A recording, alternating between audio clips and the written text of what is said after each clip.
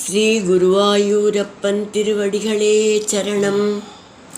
இந்த தசகத்தோட 5வது ஸ்லோகத்தை நாம் இன்னைக்கு பார்க்குறோம். முதல்ல வார்த்தைகளை பிரித்து சொல்லலாம், பிறகு ஒவ்வொரு வரியும் சேர்த்து சொல்லலாம்.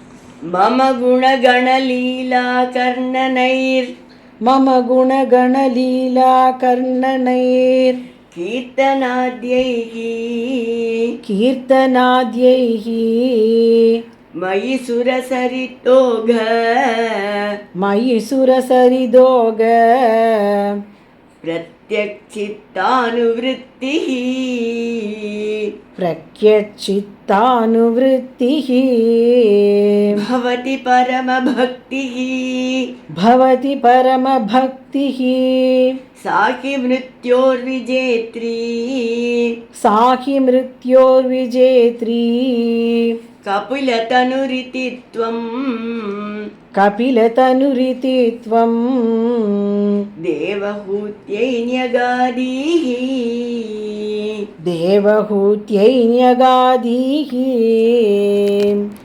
மம குணகணலீலா கர்ணனைர் கீர்த்தனாத்யைஹி மம குணகணலீலா கர்ணனைர் கீர்த்தனாத்யைஹி மயி சுரசரிதோக பிரத்யக்ஷித்தானுவிருத்திஹி மயி சுரசரிதோக பிரத்யக்ஷித்தானுவிருத்திஹி பவதி பரமபக்திஹி சாகி மிருத்யோர்விஜேத்ரி பவதி பரமபக்திஹி சாகி மிருத்யோர்விஜேத்ரி கபிலதனுரிதித்வம் தேவஹூத்யை ன்யகாதீஹி கபிலதனுரிதித்வம் தேவஹூத்யை ன்யகாதீஹி.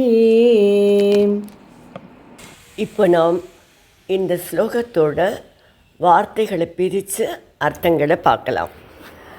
மம குணகண எனது கல்யாண குணங்களையும் லீல ஆகர்ணனைகி லீலைகளையும் கேட்பதாலும் கீர்த்தனாத்யைகி கீர்த்தனம் செய்வதாலும் சுரசரித் ஓக பிரக்ய தேவநதியான கங்கையின் வெள்ளப்பெருக்கை போல மயி என்னிடத்தில் சித்த அனுவிருத்தி மனம் பாய்ந்து வருகின்ற குவாலிட்டி. அப்படியே மனம் முழுக்க இந்த கேட்கறதுனாலையும் இந்த கீர்த்தனத்தை பண்ணுறதுனாலையும் கங்கை ஓடி வருவது போல மனசு பகவானை நோக்கி போகும். சித்த அனுவிருத்திகி பரமபக்திக்கு மிக உயர்ந்த பக்தி பவதி ஏற்படுகிறது. இப்படிப்பட்ட பக்தி பகவான்கிட்ட ஏற்படுற அன்பு அது மிக உயர்ந்த பக்தி எனப்படுகிறது. சாகி அந்த பக்தியே மிருத்யோ விஜேத்ரி மரணத்தை வெல்வது. இதி கபில தனுகூத்துவம் என்று கபிலராக வந்த நீங்கள் தேவகூத்தியை ன்யகாதி தேவகூத்தியிடம் சொன்னீர்கள். இப்போ இந்த ஸ்லோகத்தை முழுவதுமாக பாராயணம் பண்ணி இதோட முழு அர்த்தத்தையும் பார்க்கலாம். மம குணகண லீலா கர்ணனைர் கீர்த்தனாத்யைஹி மயி சுரசரிதோக பிரத்யக்ஷித்தானுவிருத்திஹி பவதி பரமபக்திஹி சாகி மிருத்யோர்விஜேத்ரி கபிலதனுரிதித்வம் தேவஹூத்யை ன்யகாதீஹி.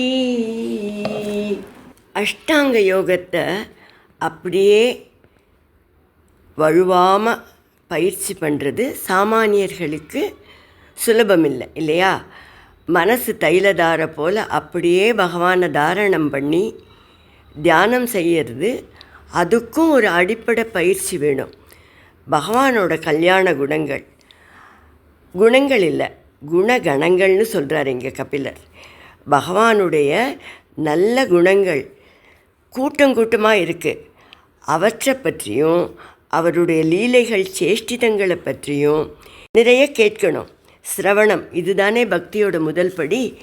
இதுக்கடுத்து அந்த குணங்களையும் அந்த லீலைகளையும் கீர்த்தனம் பண்ணணும்.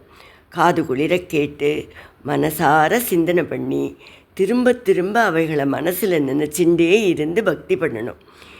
இப்படி பண்ணுற பக்தி எவ்வளவு சக்தி வாய்ந்ததுன்னு சொல்கிறார் தெரியுமா? கட்டுக்கடங்காமல் கரை புரண்டு ஓடுற கங்கையோட பிரவாகம் போல பகவானை நோக்கி மனசு பாய்ந்து செல்லும். இங்கே ஏன் கங்கையை கம்பேரிசனாக சொல்கிறார்? கங்கை வற்றாத ஜீவநதி. மேலும் கங்கையோட பிரவாகம் எந்த தடையாயிருந்தாலும் அதை முறியடித்து நிற்காமல் பிரவகிச்சுண்டு போகும். நம்முடைய பக்தியும் வற்றாத பக்தியாக, தடைகளை அனாயாசமாக தாண்டும் பக்தியாக பிரவகிக்கணும்.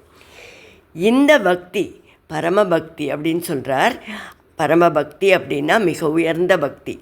இந்த மிக உயர்ந்த பக்தி சம்சாரமாகிய மிருத்யுவை, பிறவி பெருங்கடல் என்று வள்ளுவர் சொல்வாரே, அந்த பிறவி பிணியை ஜெயிச்சிடும். அஷ்டாங்க யோகத்தினால் ரொம்ப கஷ்டப்பட்டு சாதிக்கிறத இனிமையான நவவித பக்தியால் சாதிச்சிட முடியும்னு தேவகிக்கு கபிலர் சொல்கிறார்.